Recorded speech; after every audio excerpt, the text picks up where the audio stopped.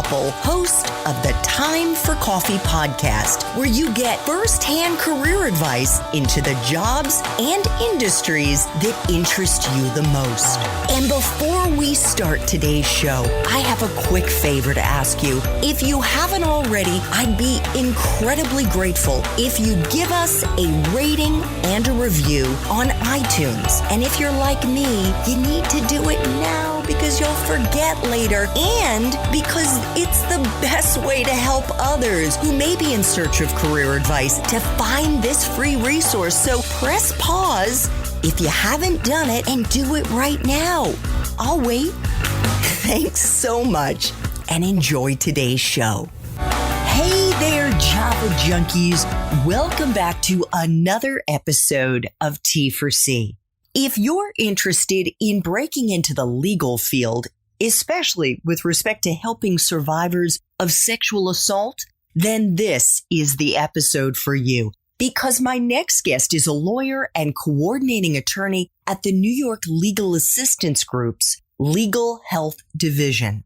But before I introduce you to Samantha Kubek, I want to make sure you've signed up for the Java Junkies Journal. That's T4C's weekly newsletter that comes out on Mondays, and it's got unique insights into dozens of different industries from the professionals who are actually working in them. Just head over to the Time for Coffee website at time4coffee.org, and the sign-up box is right there.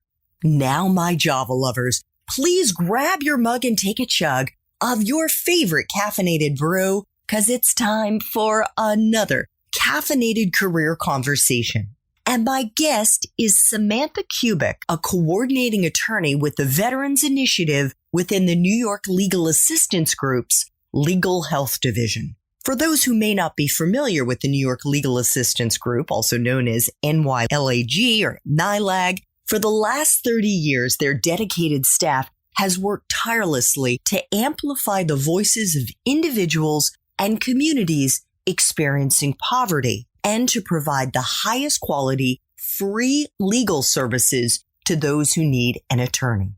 Samantha's focus is specifically on helping female veterans access veterans' health care and benefits. In an article she wrote in 2017, Samantha cited data that estimated there had been over 70,000 sexual assaults in 2016. That included 8,600 women and 6,300 men. Many of these survivors had been assaulted repeatedly. Samantha has written and spoken widely about military sexual trauma known as MST. Samantha, welcome to Time for Coffee. Are you caffeinated and ready to go? I absolutely am. Thank you so much for having me. Oh my goodness. I am so looking forward to digging into this with you. And of course, this is very heavy stuff, and we should let our listeners know that if they want to learn more about what you are doing now in your role as a coordinating attorney with the Veterans Initiative, working with female veterans who've experienced sexual trauma, they should check out show notes to see if your main Time for Coffee interview has already dropped. And in addition, in this Espresso Shots episode, we're going to dig into how our young listeners can get into this part of the legal field.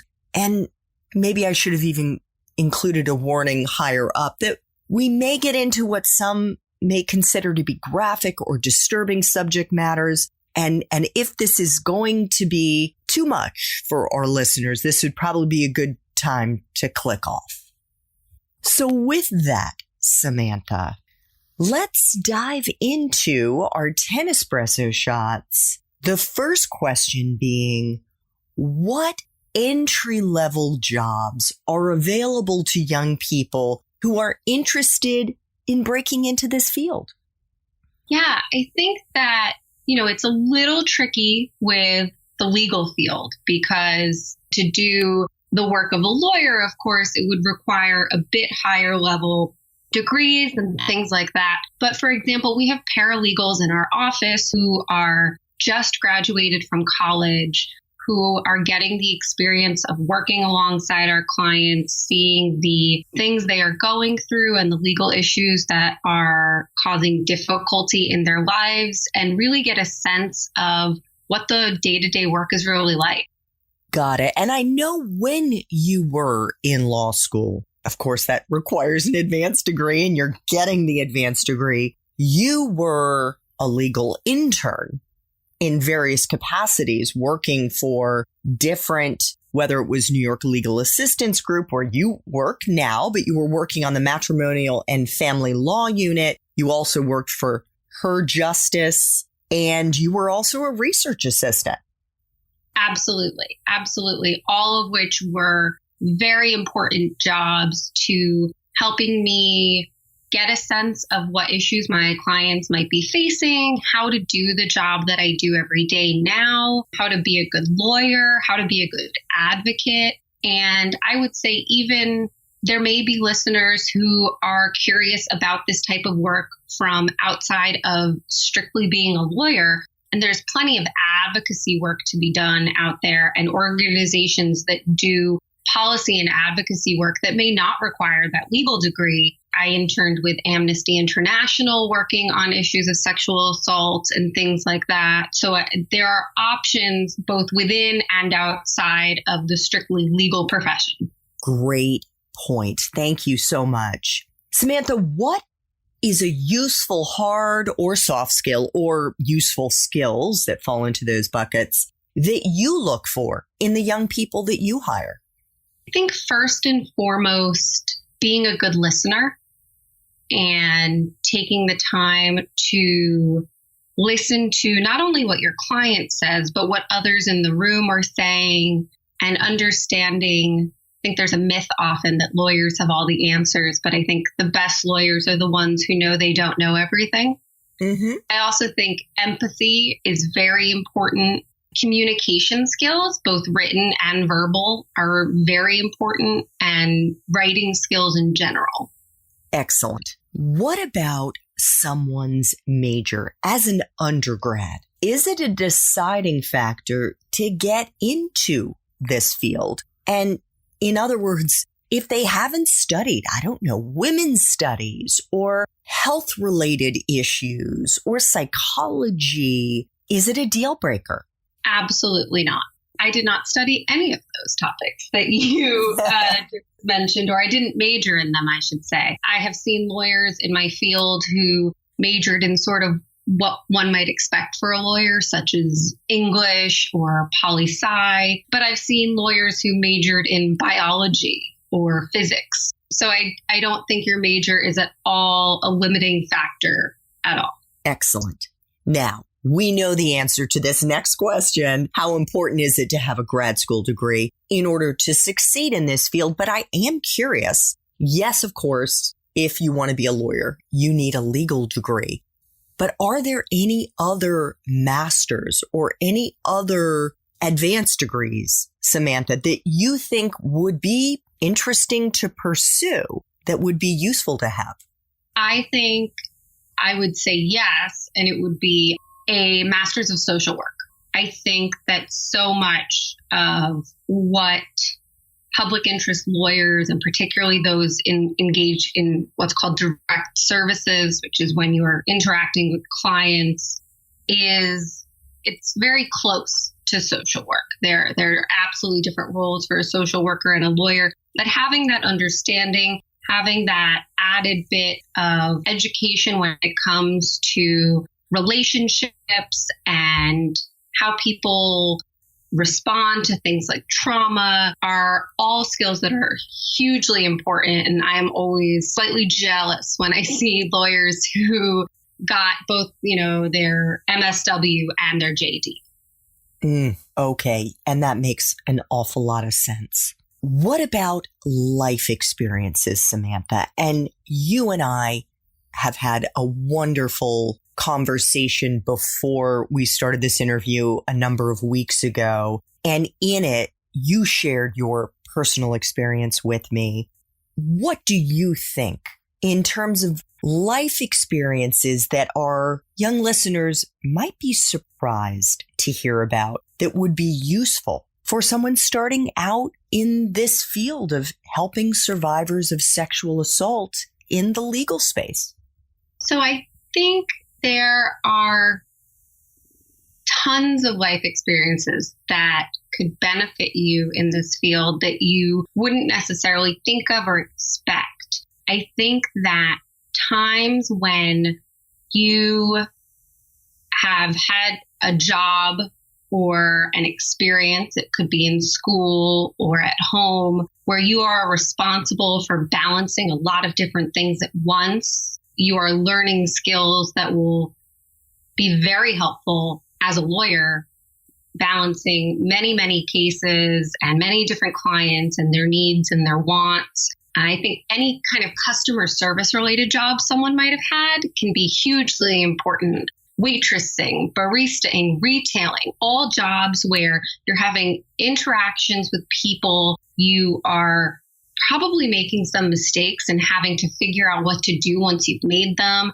You might be being held responsible for things that are completely out of your control. I know I worked in retail and I would get yelled at about the store's policies, which I had no control over at all. I think of often when, as a lawyer, my clients are very angry at me that the law works the way that it does. And I think more than anything else, having something that drives you, something that has brought you to want to do this work, whether it might be your personal experience with these kind of topics, with these issues, or a friend or a family member's experience with them, or maybe not specifically with sexual assault, but maybe working with people who have been harmed by some sort of system. Because in this type of work, there are going to be days that will suck. There are going to be days that are hard, and you need a reason to push through on those days. So in other words, like what fuels you? And it probably helps. And this is sort of where I was going with the way that I was teeing things up. You are a survivor yourself. And that is what I think, based on the conversation you and I had, that's what drew you to this field. And although, Absolutely. right? And although the trauma that you experienced is something that you may be triggered by when you're working with clients, the flip side is that goes really deep, the passion for wanting to help other people who are survivors as well. 100%. And it allows me to be able to imagine what my client may be thinking or feeling. Obviously, no two people are alike. No two experiences of sexual trauma are alike. But it gives me sort of a starting point to think about how might my client react if I know I need to give them certain news or I need to have a certain conversation with them. It allows me to have that connection point in my head to start off that conversation. And yes, for me, it is what caused me to want to do this work. It is what caused me to want to be an attorney. And I think that having something like that drives you will get you through the good times and the bad times and will help when you are feeling burned out and exhausted, compassion fatigue, all of it. I think that will get you through. Thank you so much. So the upside of all of this for you, Samantha, what is the best part of being a lawyer in this space? The best part is my clients. The best part is the relationships I can form with them, watching them grow as we work together. For many of them, watching them find their voice that may have been stifled for quite some time, and knowing that I am able to help them navigate a system that is very difficult and overwhelming, and feeling like I was able to make a difference to someone. I think that when a client tells me that from working with me, they felt listened to, they felt believed and acknowledged and supported, to me, that's the big win. And of course, if I can get them an actual case win, that's the goal. but the relationships and the interactions I have with my clients are far and away the best part of my job. And now you've already alluded to some of the parts that suck. What is the part of your current job, and I'm sure the list is very long, that sucks the most, Samantha? I think it's needing to work within a system that is inherently unfair. I think that the legal system is so confusing and convoluted for individuals. I think so many parts of it are biased against survivors, and survivors are fighting such an uphill battle. And as much as I strive to help people, I am working within this system. I can't just snap my fingers and have the law work differently. And so needing to sometimes say to a client, I believe you, I hear you, but is the worst part of my job. That but that is there is the worst part. Yeah, I can totally imagine there are days that you can empathize with people who might want to go and do things that would break the law, let's say. All right, 3 final espresso shots. What is the best career advice you've ever gotten?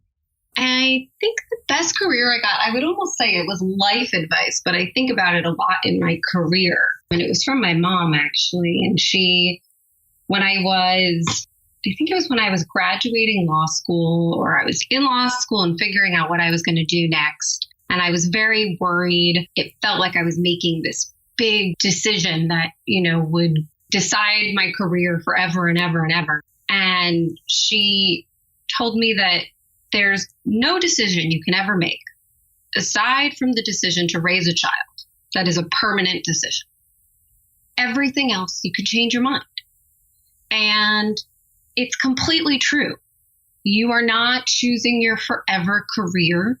You can always either purposefully choose to change your career, or sometimes you just end up somewhere else. And that's been so helpful to me as I navigate my career, to think to myself, well, I can always try that. And if I don't like it, or I'm not good at it, or whatever it might be, I can try something else. And it's not forever, and it's not permanent. And it's okay to take paths that maybe you have to turn around and go back the other direction. Maybe you won't turn around, you'll just make another turn. But it's going to be okay, because none of it is permanent.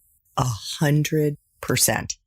Could not agree more. And I love the way that you put that. You're not choosing your forever career, because I think so many of us, when we're just starting out, we think, because that's just the way people have talked about careers at least here in the United States, who knows what it's like in many countries around the world, that it's implied, like your career. It's not plural, but it is plural. Mm-hmm. It is. It's like, absolutely, this is what you're doing now. You may well pivot to another career, and it may not be obvious to you until your priorities in your life change, or until you're exposed to another career. And in fact, that career may not even exist yet. And when it does, right, you're like, whoa, oh my God, I would love to do that. So fantastic advice, Samantha. What movies, if any, or Netflix, Amazon, Hulu, or other streaming shows or books do you think accurately depict this profession? Honestly, I don't think any of them do. I think that, I was thinking about this, and so many movies and books sort of, first of all, I think glamorize the profession, which is probably true about any industry when they're featured in a film or a television show. But also, it's rare to find movies that focus on this part of the law.